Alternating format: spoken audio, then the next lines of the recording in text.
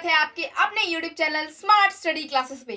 तो बताइए कैसे आप सभी लोग। उम्मीद करते हैं कि आप सभी लोग स्वस्थ होंगे, मस्त होंगे और एकदम तैयारी के साथ अपनी पढ़ाई में जुटे होंगे। और आप लोगों को एक इन्फॉर्मेशन मुझे देना है कि इंटर का रिजल्ट जल्द घोषित किया जाएगा, क्योंकि इंटर का टॉपर वेरिफिकेशन खत्म हो चुका है और आज 23 तारीख है। 23 से लेकर 25 मार्च तक इंटर का रिजल्ट आ जाएगा। ये बिहार बोर्ड की तरफ से बहुत ही बड़ा ऐलान किया गया है और ये इंटर के बच्चों के लिए सबसे बड़ी खुशखबरी निकल कर आ रहा है।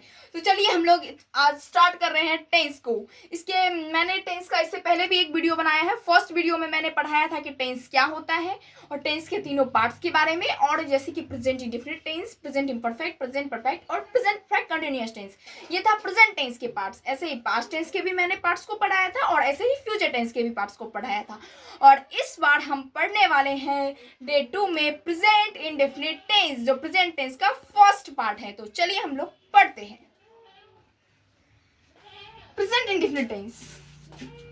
यदि हिंदी वाक्य की क्रिया के अंत में ता है, ती है, ते है, ते हो, ये सभी किस में आएगा? प्रेजेंट इंडेफिनिट टेंस में। यानी कि हम सिंपल रूप से समझ सकते हैं कि प्रेजेंट इंडेफिनिट टेंस किसे कहते हैं?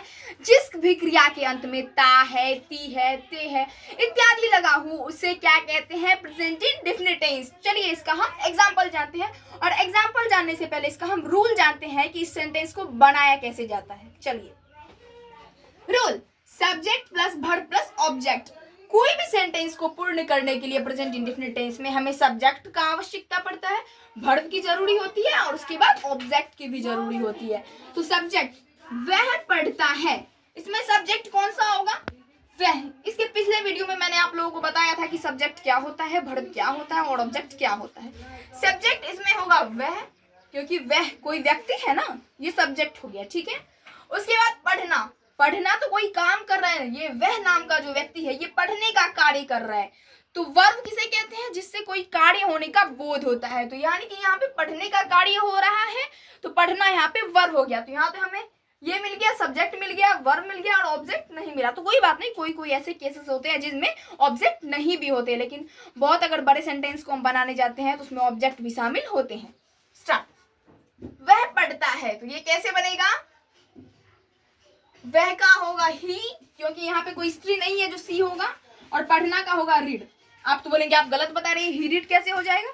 हाँ, ही रीड नहीं होगा, यहाँ पे ही रीड्स होगा, क्योंकि एक इसी के बीच मैंने आप लोगों को पिछले वीडियो में बताया था कि एस या यस कैसे लगता है।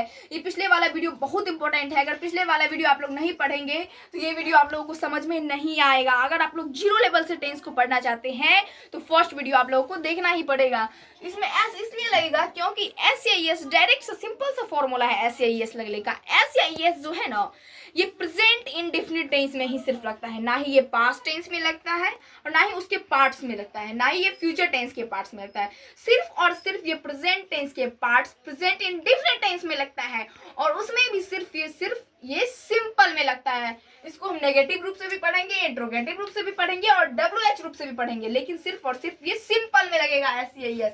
और कब लगेगा? जहां पे ही, सी, इट और एक नाम यानी कि सिंगुलर पर्सन की बात हो रहा हो, वहां पे उस सेंटेंस में हम एस या यस लगाएंगे, वो भी वर्ब में लगाएंगे। ठीक है, तो ये पूर्ण हो गया। दूसरा है फॉर्मूला, मोहन खेलता है, मोहन खेलता है, मोहन खेलता है।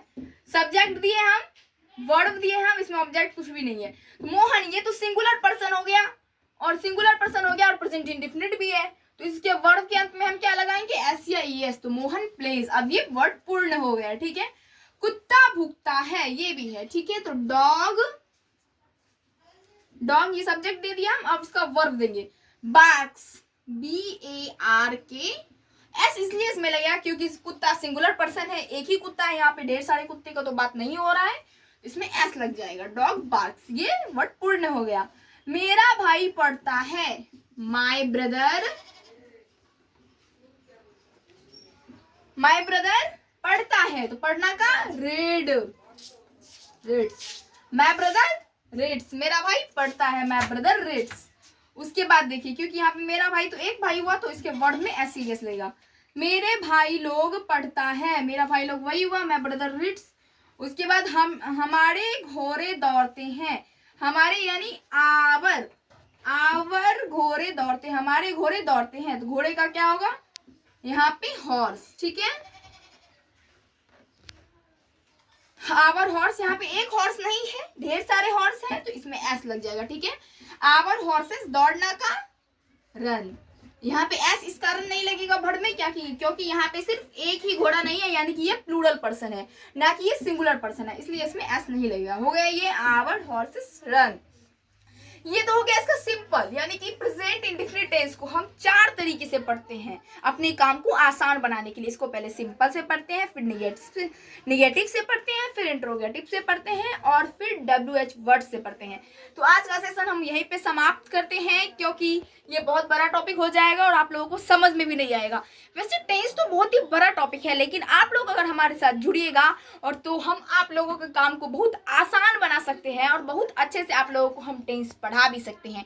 तो आज मैंने अपने क्लास में क्या पढ़ा, टेंस का जो पार्ट है प्रेजेंट इंडेफिनिट टेंस, उसके फर्स्ट पार्ट को पढ़ा, present indefinite tense, present tense के फर्स्ट पार्ट को, ठीक है। और उसके मैंने रूल को पढ़ा, सब्जेक्ट वर्ब और ऑब्जेक्ट, और इसका कुछ सिंपल एग्जांपल्स को भी मैंने पढ़ा, ये भी पढ़ा। आप लोग अगर ये एग्जाम्पल और ज़्यादा से ज़्यादा बनाना चाहते हैं तो ढेर सारा बुक है, आप लोग ले सकते हैं। जूनियर इंग्लिश ट्रांसलेशन भी है, बेबी इंग्लिश ट्रांसलेशन भी है, जो बच्ची है, जो बच्ची मेरे वीडियो को देख रहे हैं, बड़े देख रहे हैं, तो करेंट इंग्लिश ट्रांसलेशन भी ले सकते हैं। आप लोग ढेर सारा एग्जाम्पल्स बना सकते हैं, ठीक है। तो इसमें मैंने सब ये सिंपल को पढ़ा और आगे वाले वीडियो में मैं निगेटिव को पढ़ूंगी। आप लोग हमारे साथ जुड़े रहिएगा, हमेशा के लिए स्मार्ट स्टडी क्लासेस पे जुड़े रहिएगा। आप लोगों को अच्छा से अच्छा कंटेंट प्रोवाइड करवाया जाएगा। और आप लोगों को अगर ये वीडियो पसंद आया तो लाइक कीजिए, कमेंट में बताइए कैसा लगा और कौन सी तरीके का वीडियो आप लोग ज़्यादा पसंद करते हैं, क्या वीडियो चाहिए, ये भी आप लोग हमें कॉमेंट में बताइए। और जो लोगों को टेंस समझ में नहीं आता है उनको भी आप शेयर कीजिए, क्योंकि ये टेंस सभी को समझ में आएगा, क्योंकि ये आपको भी समझ में आया है। धन्यवाद।